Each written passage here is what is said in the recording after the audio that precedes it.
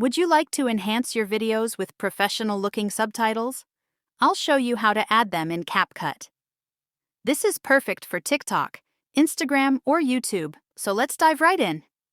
First, open CapCut and import your video. Simply tap the plus icon, choose your clip, and you're ready to proceed. Now here's the quick hack. Go to Text at the bottom. Select Auto Captions. Choose your options, and CapCut will create subtitles automatically in seconds. Once generated, tap any text to correct words, modify timing, and experiment with styles, such as altering font, color, or adding animations. Make it pop. Once you're satisfied with the look, tap Export in the top right, select your quality, and save.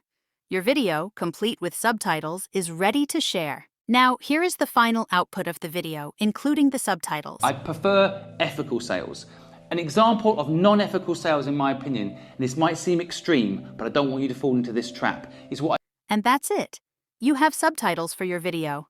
If this helped, hit that like button, and don't forget to subscribe for more quick editing tips. Thanks for watching, and happy editing!